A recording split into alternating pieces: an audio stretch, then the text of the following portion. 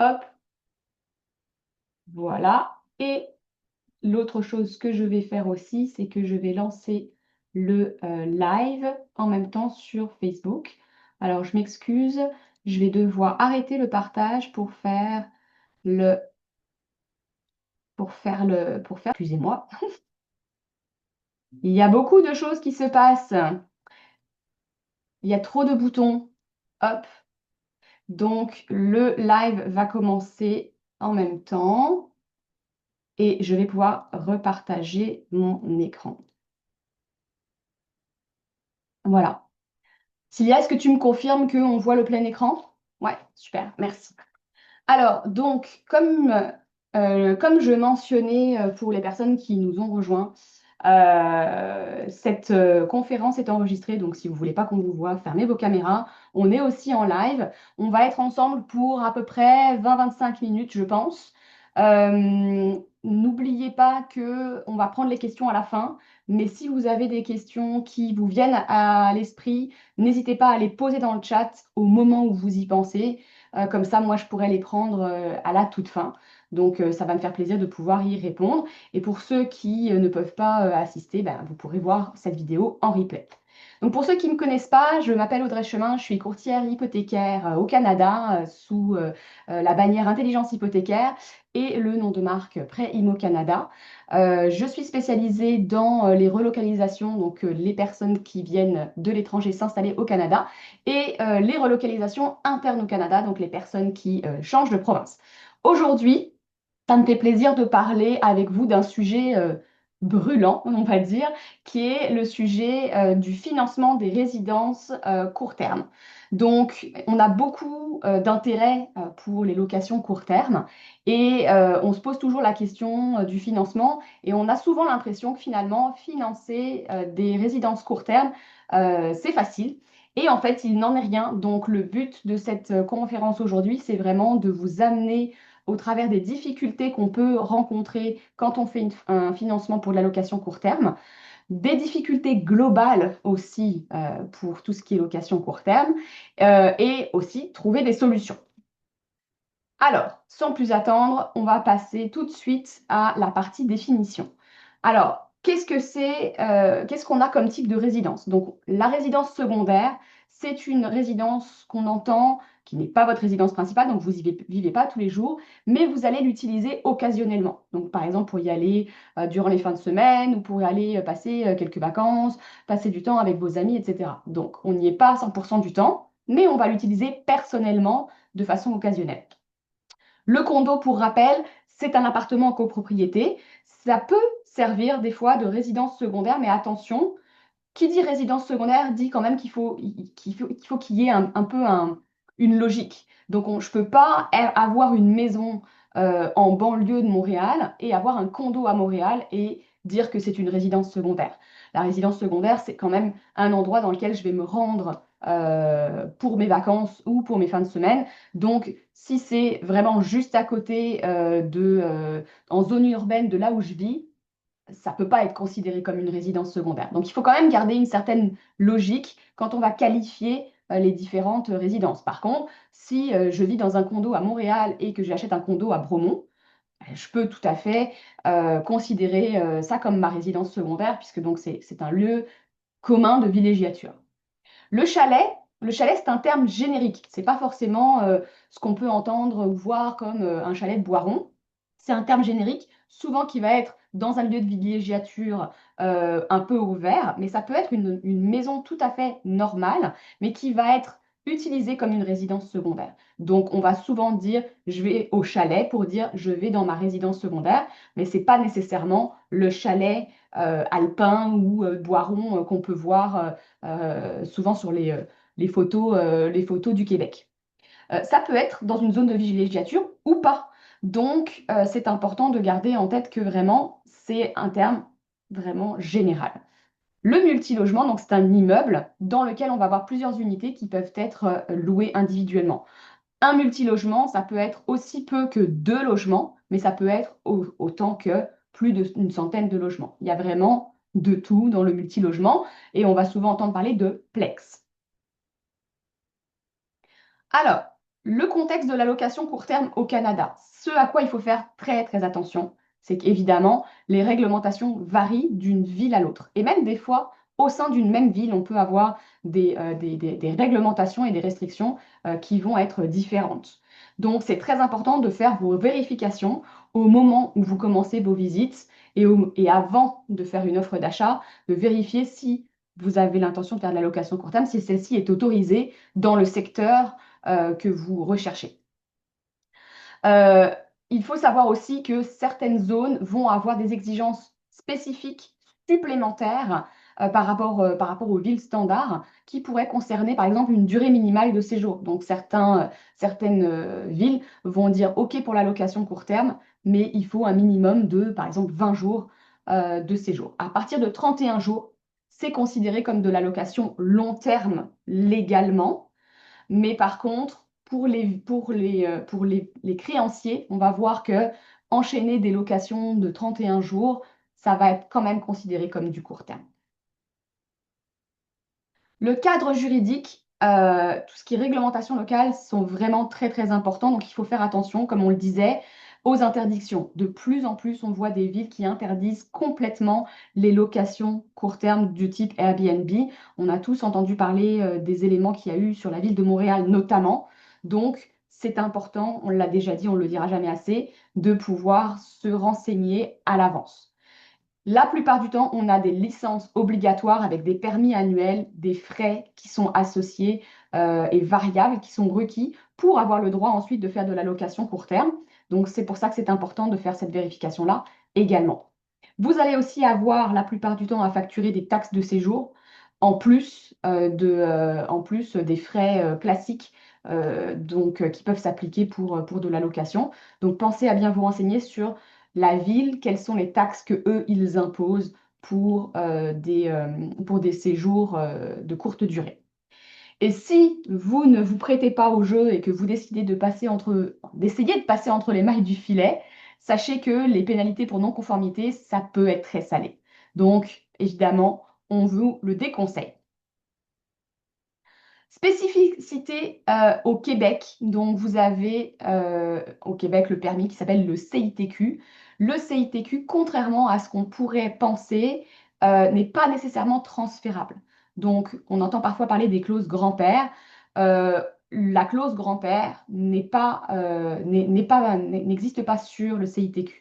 Donc c'est pas parce que j'achète une propriété qui a un CITQ en place que ça veut nécessairement dire que le CITQ va me suivre. Le CITQ a été donné à une personne et il n'est pas donné à une propriété. Donc si j'achète une propriété pour laquelle l'ancien propriétaire avait un CITQ, je dois réappliquer à la demande de CITQ auprès de l'urbanisme et l'urbanisme peut décider de retirer ce CITQ. C'est pour ça que c'est important d'aller vérifier auprès de la ville avant la promesse d'achat, avant d'acheter, est-ce qu'ils ont une intention de maintenir le CITQ en place ou est-ce qu'ils vont en profiter pour le retirer parce que justement la politique de la ville à ce moment-là, c'est de réduire la location court terme.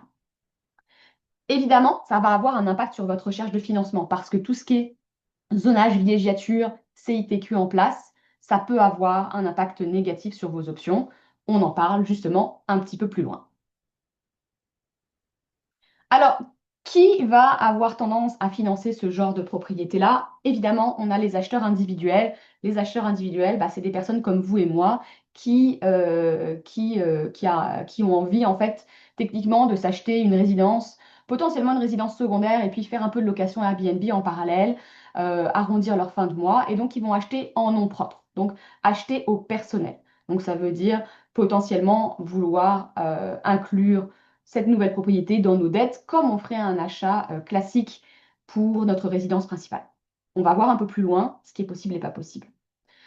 Deuxième, les sociétés. Alors les sociétés, c'est pas forcément des grosses compagnies. Là, ça c'est plutôt les investisseurs. Quand je parle de sociétés ici, je parle plutôt des compagnies incorporées, donc qui sont comme des compagnies de gestion. Désolée pour les typos ici. Les compagnies de gestion, donc ça va être des personnes comme vous et moi qui vont s'incorporer dans une compagnie de gestion et donc qui vont créer une compagnie de gestion dans le but de financer une propriété en nom de compagnie pour éviter justement que ça vienne gréver leur personnel. Et les investisseurs, alors les investisseurs évidemment sont des groupes d'individus qui ont des liquidités beaucoup plus importantes et qui vont se regrouper de manière à créer une entité beaucoup plus capée pour pouvoir lancer ce genre de projet-là et généralement ce sont des projets de très grande envergure.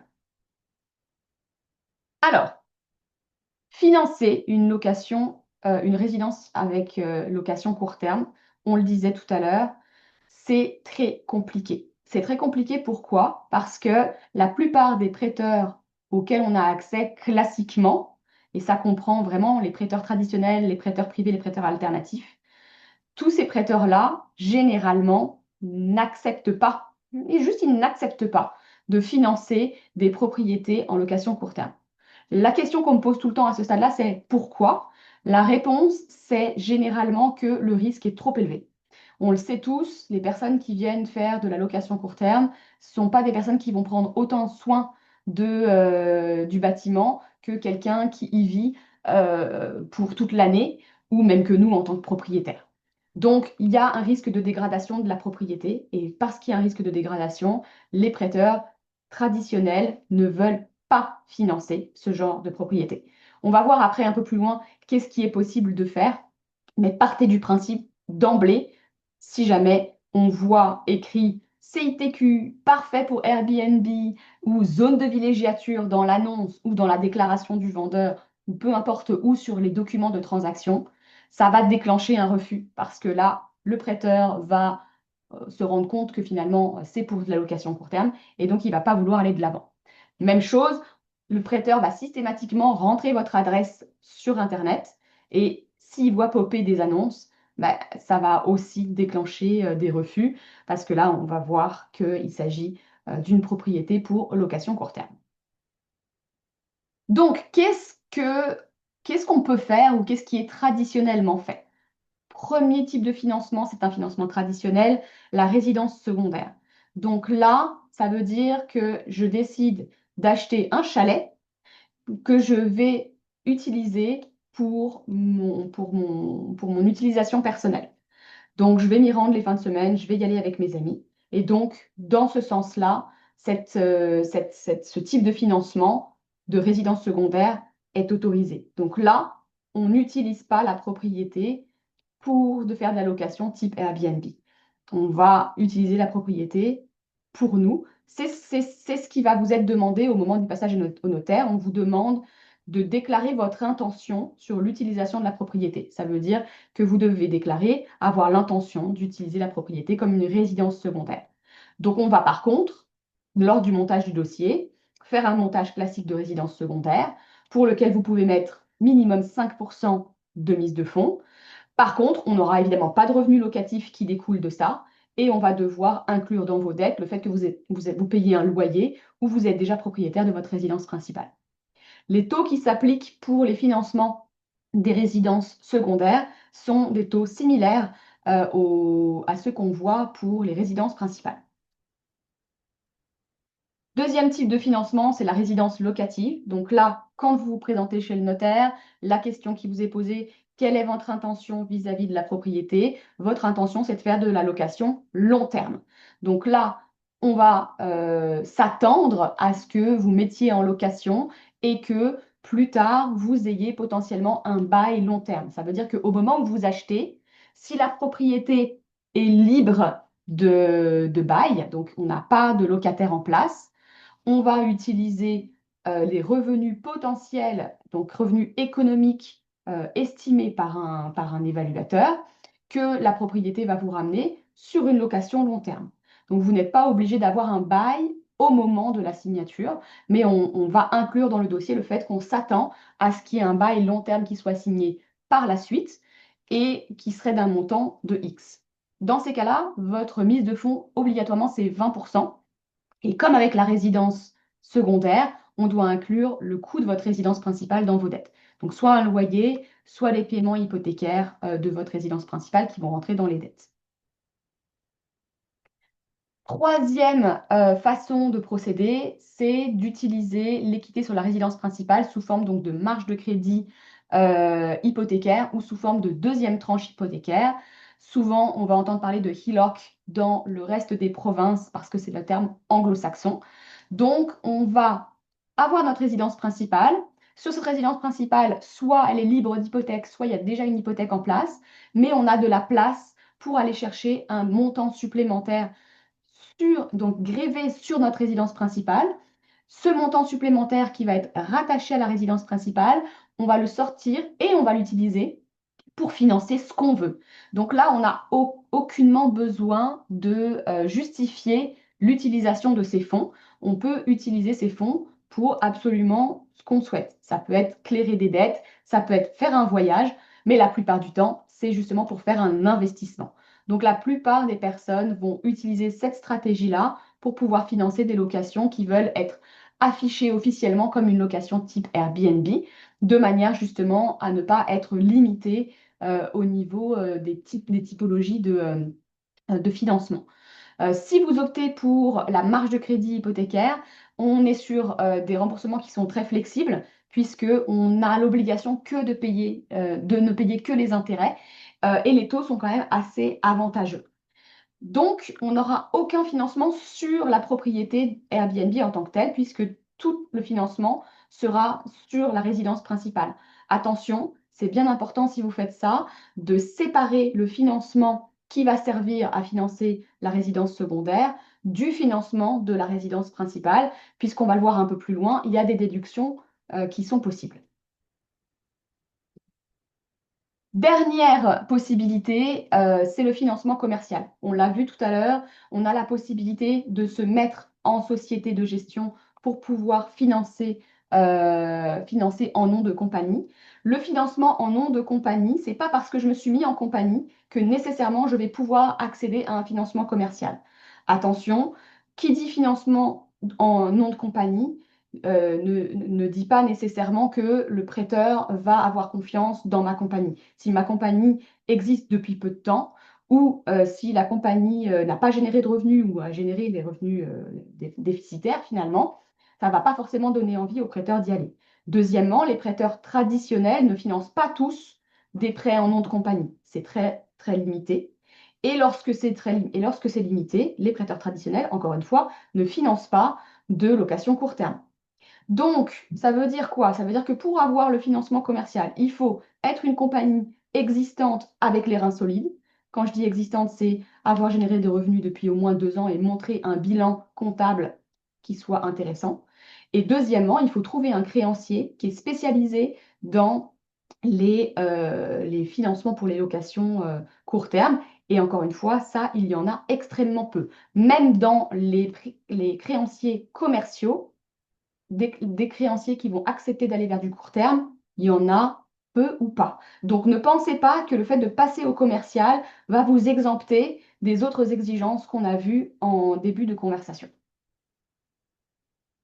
Alors, les pièges à éviter, on va en citer quelques-uns.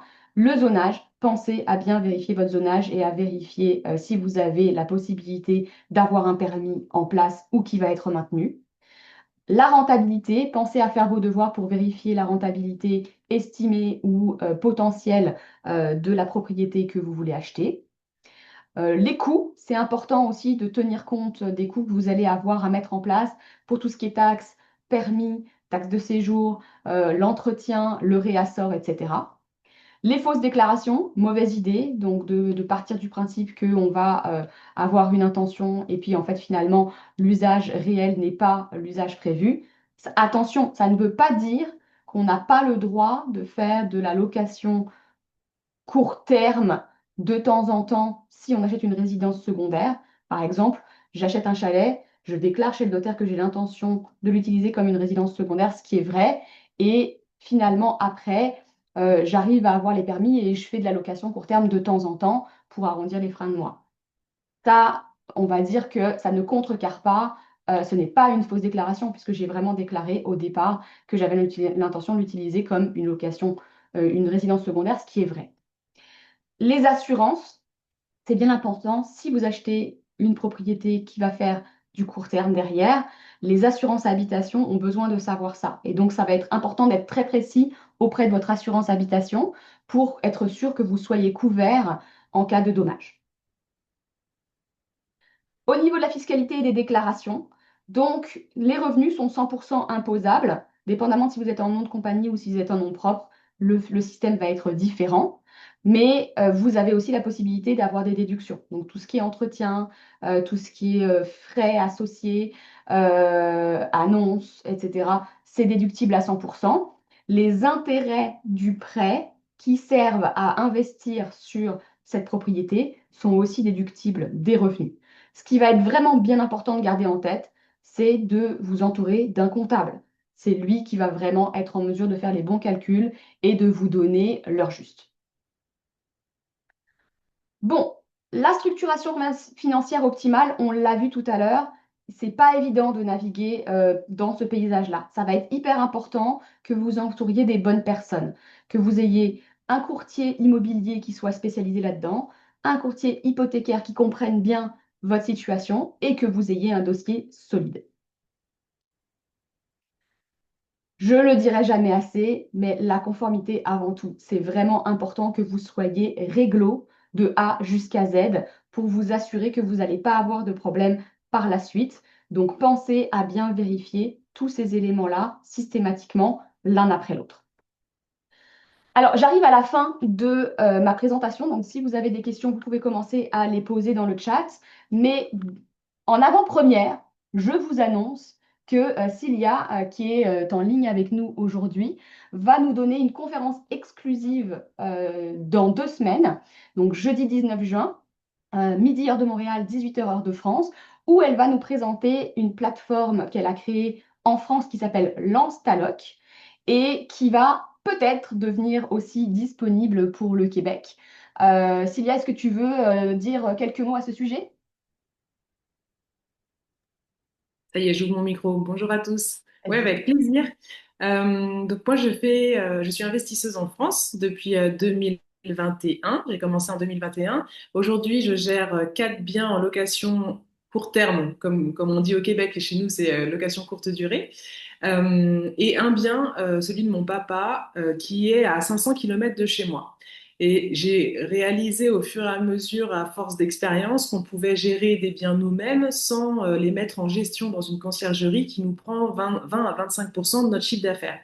Et c'est ça que j'ai voulu transmettre à travers cette formation, c'est que finalement, il y a des outils aujourd'hui formidables sur Internet et des process et des techniques qui nous permettent de gérer nos locations, automatiser un maximum de choses tout en gardant un côté humain et accueillant pour nos voyageurs et pour qu'on puisse, nous, en tant que particuliers ou investisseurs, garder en fait les bénéfices de ce travail et de ces investissements que nous avons faits. Et donc voilà, cette formation existe depuis l'année dernière et avec mes contacts au Québec, on s'est dit que ça pourrait intéresser les Québécois et Québécoises qui auraient pour projet de trouver et de lancer eux-mêmes leur location court terme. Super.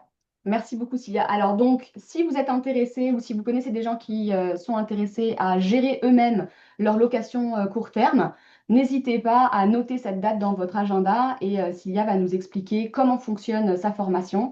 Et puis ensuite, si jamais vous avez un intérêt, vous pourrez rentrer en contact avec elle directement. Alors maintenant, c'est l'heure des questions. Si jamais vous avez envie de nous contacter a posteriori, vous pouvez aussi scanner ce QR code pour nous contacter et prendre rendez-vous après.